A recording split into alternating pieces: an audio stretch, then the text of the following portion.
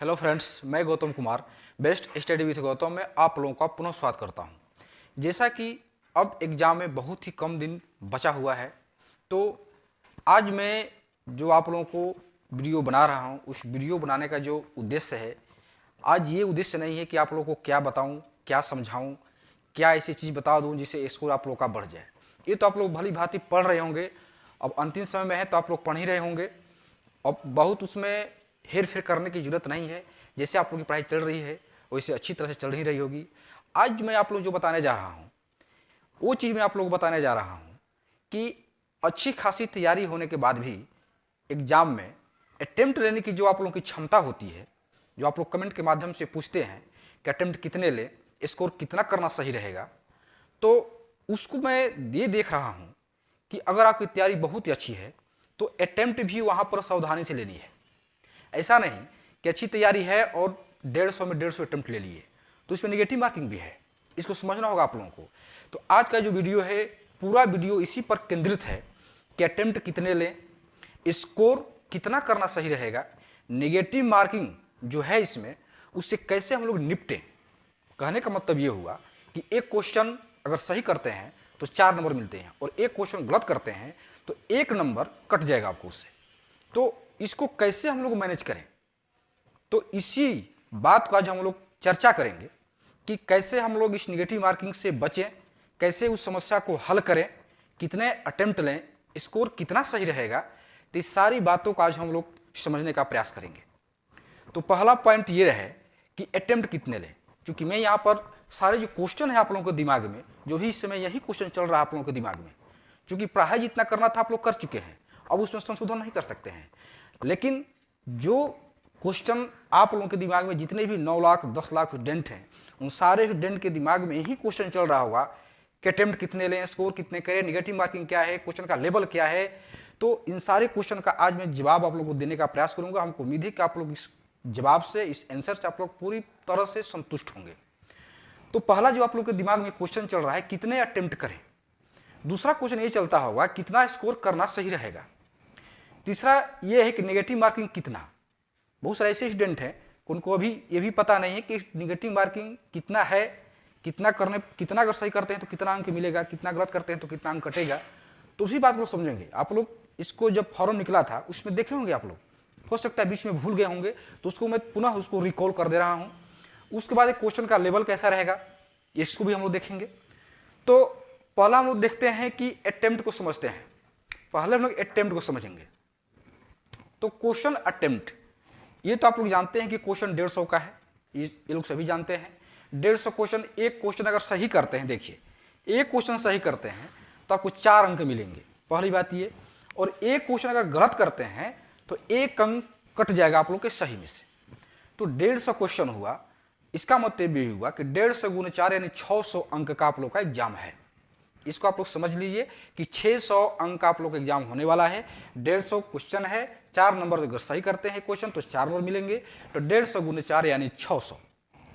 अब 600 नंबर का एग्जाम है तो इसमें कितने अटेम्प्ट लेने हैं, यानी 150 क्वेश्चन में कितने क्वेश्चन हम लोग को सही करना उचित रहेगा।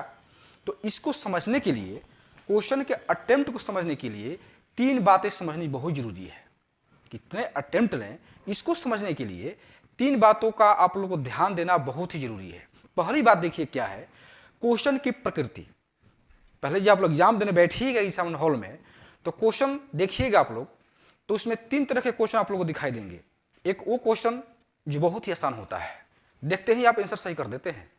दूसरा वे क्वेश्चन जो मॉडरेट प्रकार के होते हैं, मतलब उसको सही करने में थोड़ी बहुत दिक्कत होती है लेकिन अंततः सही हो जाता है, मतलब 80% चांस रहता है कि सही हो जाएगा।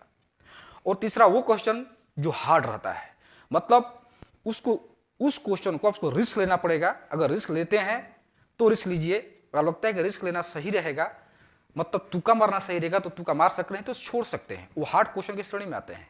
तो क्वेश्चन की प्रकृति के ऊपर डिपेंड करता है कि आप अटेम्प्ट कितने लेते हैं। पहली बात तो ये। दूसरी बात नेगेटिव मार्किंग, क्योंकि नेगेटिव मार्किंग भी तो है। अटेम्प्ट ऐसा नहीं है कि 150 क्वेश्चन है उसमें 100 क्वेश्चन आप लोग सही कर लिए, बाकी बचे 50 क्वेश्चन, नेगेटिव तो है नहीं तो 50 रंग दिए, ऐसा तो नहीं है। इसमें नेगेटिव मार्किंग है। तो अगर 100 क्वेश्चन सही कर लिए हैं, 50 बचा हुआ है, 50 आपको समझ में नहीं आ रहा है, तो उस परिस्थिति में क्या करना है उसको देखेंगे। इसलिए निगेटिव मार्किंग को भी क्वेश्चन अटेम्प्ट में निगेटिव मार्किंग का भी बहुत बड़ा रोल है। वो तीसरा ये है कि स्टूडेंट की रिस्क लेने की क्षमता, तीसरा जो डिपेंड करता है अटेम्प्ट, वो आपकी रिस्क लेने की क्षमता पर डिपेंड करता है। रिस्क का मतलब यहाँ पर ये हुआ कि तुक्का कितना सही कर पाते हैं। अटेम्प्ट तो वही स्टूडेंट ले सकते हैं ना जो तुक्का अगर लगाते हैं तो कितना सही कर पाते हैं, उनको तुक्का कितना सही होता है। बहुत सारे ऐसे स्टूडेंट होते हैं कि तुक्का लगाने माहिर होते हैं। एग्जामिनेशन हॉल में अगर उनको कोई भी क्वेश्चन नहीं आ रहा है, मान लीजिए 100 क्वेश्चन अपना हल कर लिए या 80 क्वेश्चन हल कर लिए, बाकी जो क्वेश्चन बचा हुआ है उनको उनमें कुछ समझ में नहीं आ रहा है, फिर भी तुक्के लगा रहे हैं, ABCD में से कोई अपना मार रहे हैं, तो उनके तुक्के लगाने की जो क्षमता है वो बहुत ज़्यादा होती है, बहुत अच्छी होती है। अगर 50 क्वेश्चन में तुक्के लगाए तो 25-30 क्वेश्चन सही हो जाते हैं। और कोई स्टूडेंट के तुक्के लगाने की क्षमता नहीं होती है, 50 क्वेश्चन तुक्के लगाए, 50 में 50 गलत हो जाते हैं।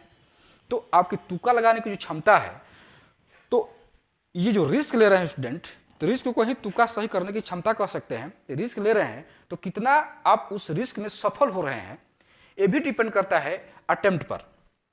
तो क्वेश्चन अटेम्प्ट कितने करें, क्वेश्चन की प्रकृति पर डिपेंड करेगा, निगेटिव मार्किंग पर डिपेंड करेगा, और आप स्टूडेंट की रिस्क लेने की क्षमता पर डिपेंड करेगा। इसको हम लोग ऐसे उदाहरण से समझते हैं, इसको थोड़ा सा उदाहरण से समझते हैं। जैसे मान लीजिए कि 150 क्वेश्चन है, 150 क्वेश्चन है, और कोई स्टूडेंट 150 क्वेश्चन में 100 क्वेश्चन वो सही सही हल कर लिए। मान लीजिए कि 150 क्वेश्चन में ऐसे स्टूडेंट हैं कि 100 क्वेश्चन को भली भांति समझ में आ गया और उनको लगता है कि 100 क्वेश्चन को कॉन्फिडेंस है और 100 का 100 क्वेश्चन सही कर लिए हैं। तो मान लीजिए कि 150 क्वेश्चन में 100 क्वेश्चन सही कर लिए, अब इनका नंबर आ गया 100 × 4 यानी 400। बाकी बचे 50 क्वेश्चन, बाकी जो 50 क्वेश्चन बचे हैं, अब उसमें कितना अटेम्प्ट लें। अब इसमें हड़बड़ाहट होगी, 50 के 50 सही कर दें या 50 में 40 करें, 50 में 30 करें, कितने अटेम्प्ट लें। तो ये आप लोग को यहाँ समझना होगा कि एक क्वेश्चन जो कि 4 अंक का है और एक अगर गलत करते हैं तो 1 अंक कटेगा। मान लीजिए कि आप 50 में 50 अटेम्प्ट ले लिए, अगर 50 में 50 अटेम्प्ट ले लिए तो 50 अटेम्प्ट ले लिए तो 50 में मान लीजिए सही कितना हुआ आपका, क्वेश्चन 50 अटेम्प्ट लिए हैं, 100 क्वेश्चन तो सही हो गया तो 400 हो गया आपका, लेकिन 50 अटेम्प्ट लिए हैं। अगर 50 में आपका मान लीजिए कि 20 सही हुआ, 50 में या 15 सही हुआ, इसको मान लीजिए 15 क्वेश्चन सही हुआ, तो कितना नंबर हुआ आपका 15 × 4 यानी 15 × 4 = 60। तो गलत कितना हुआ, इसमें गलत हुआ आपका 35, तो 35 हो गया गलत, यानी 35 अंक कट जाएगा आपका, 35 माइनस हो जाएगा।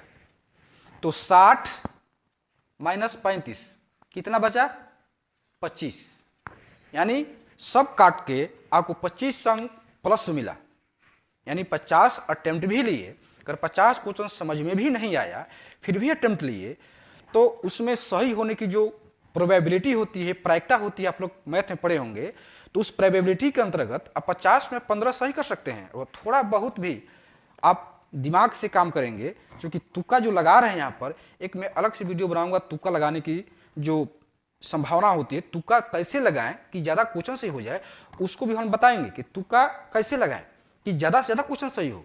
तो अगर वैसे मैं बताऊंगा, वैसे आप लोग लगाते हैं तो 50 में अगर तुक्का लगाते हैं तो 50 से 15 क्वेश्चन आप लोग सही हो जाएगा।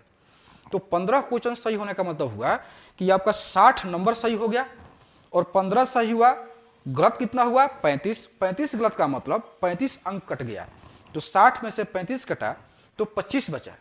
तो कहने का मतलब ये हुआ कि 400 तो पहले से सही कर लिए थे और 25 तो ये हो गया, तो कितना हुआ टोटल 400 + 25 यानी 425। यानी तुक्का लगाने के बाद भी आप 25 क्वेश्चन 25 अंक आप फायदे में हैं। तो तुक्का लगाना सही रहेगा, बशर्ते आपको ये समझना पड़ेगा कि जो हम क्वेश्चन सही किए हैं, 100 क्वेश्चन मेरा जो सही एक्यूरेट हुआ है, उसके बाद समझ नहीं आ रहा है तब तुक्का लगाए। और ये नहीं कि अगर 150 का क्वेश्चन है और उसमें आप 50-60 ही सही कर पाए और 90 क्वेश्चन तुक्का लगाने चले और मान लीजिए 90 में 80 गलत हो गया, तब तो सारी कहानी खत्म हो गई। तो तुक्का उसी स्थिति में काम करेगा कि आप अधिकतम क्वेश्चन सही कर लिए हैं।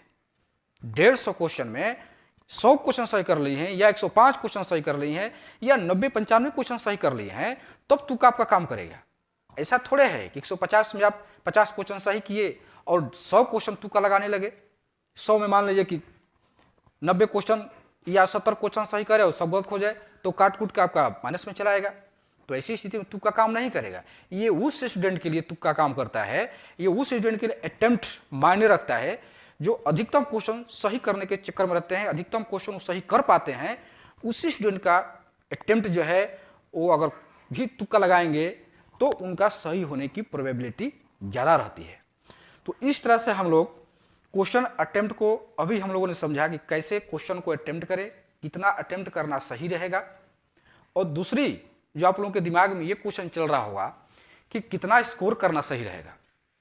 तो ये तो सभी लोग समझते हैं, कोई भी स्टूडेंट ये नहीं चाहेगा कि स्कोर कम करे। सारे के सारे स्टूडेंट यही चाहेंगे कि स्कोर अधिक से अधिक सही हो। कोई भी स्टूडेंट 150 क्वेश्चन है तो कौन नहीं चाहेगा कि 140 सही हो, 145 सही हो, 135 सही हो। कौन चाहेगा कि 100 माइनस सही हो? कोई नहीं चाहेगा। सारे के सारे स्टूडेंट यही चाहेंगे कि अधिक से अधिक स्कोर करें, लेकिन चाहने से नहीं होगा। स्कोर कितना उचित रहेगा ये तो निर्भर करेगा क्वेश्चन के लेवल पर, टोटल स्टूडेंट पर और सीट पर। जितनी सीट निकली हुई है सचिवालय की, कितनी सीट है, कितने स्टूडेंट हैं और क्वेश्चन का लेवल क्या है। तो ये 3 बातों पर स्कोर जो है 3 बातों पर निर्भर करेगा, टोटल स्टूडेंट, टोटल सीट और क्वेश्चन की प्रकृति। तो इसमें आप लोग ना घबराएं अभी कि कितना स्कोर करें। अभी मैं आप लोग बता दूं कि स्कोर 120 कीजिए और क्वेश्चन ऐसा आ जाए कि 105 सबसे हाईएस्ट स्कोर हो तो आप क्या कीजिएगा। या मैं बता दूं कि 110 सही कीजिए, स्कोर 110 करना सही रहेगा और क्वेश्चन इतना ईजी आ जाए कि अधिकतर लड़के 130 प्लस चले जाए, तो इस स्कोर को क्या कहेंगे? स्कोर इसीलिए स्कोर क्वेश्चन की प्रकृति पर डिपेंड करेगा, मतलब क्वेश्चन का लेवल क्या है, हार्ड कितना है, आसान कितना है, मॉडरेट कितना है, टोटल स्टूडेंट कितना अपियर होते हैं, उस वक्त कितनी टोटल सीटें, इन सारी बातों पर स्कोर डिपेंड करेगा। लेकिन आप लोग अगर एग्जाम में अच्छी तरह से तैयारी करके गए हैं तो आप लोग की ये उम्मीद रखिए कि स्कोर आप लोगों को ज़्यादा से ज़्यादा सही करनी है। उस स्कोर को आप लोग बढ़ाना है 115, 20, 25। ये ना समझे कि क्वेश्चन ईजी है इतना बहुत ज़्यादा हो गया, नहीं। हार्ड है अब क्या करें, फ्रस्ट्रेट हो गए, नहीं। ये दिमाग में कंसेप्ट बैठा लेना है कि स्कोर हर हाल में आपको ज़्यादा से ज़्यादा सही करना है और उस स्कोर और अटेम्प्ट को आपस में मैनेज करते चलना है। अटेम्प्ट कितना रखें, स्कोर कितना करें, एग्जामिनेशन हॉल में इन बातों में नहीं फंसना है, क्योंकि उतना समय कम है कि सारी बातें आप लोग वहाँ से डिलीट हो जाएगी। कितना स्कोर करें, केवल वहाँ पर यही आप लोग को ध्यान रहेगा कि अटेम्प्ट कितना ज़्यादा से ज़्यादा लें। इसलिए स्कोर हो गया, अटेम्प्ट हो गया, नेगेटिव मार्किंग समझ ही गए आप लोग। यहाँ पर क्वेश्चन का लेवल कैसा रहेगा वो तो एग्जामिनेशन हॉल में पता चलेगा। क्वेश्चन का लेवल कैसा रहेगा, जैसा भी रहेगा आप लोग उस हिसाब से मैनेज करने का प्रयास कर ही सकते हैं। तो आज जो मैं आप लोग बताया हूँ ये उस तरह से मैं आप लोग बताने का प्रयास किया कि अच्छी तैयारी है फिर भी आप एग्जाम में नर्वस हो जाते हैं, नर्वस होने की जरूरत नहीं है। अटेम्प्ट को ऐसे समझे, स्कोर को इस तरह से मैं बताया हूँ उस तरह से समझेंगे, उस तरह से अगर व्यवस्था करेंगे एग्जामिनेशन हॉल में तो लगभग क्वेश्चन जो सही करते आए हैं 110 दिन का सही हो रहा है। अगर मैं जिस तरह से बताऊंगा उस तरह से फॉलो करते हैं तो 110 दिन का सही है, वो कुछ ना कुछ उसमें बढ़ोतरी होगी ही, 115, 120 चला जाएगा। तो आज बस इतना ही, कल हम लोग मिलते हैं। धन्यवाद।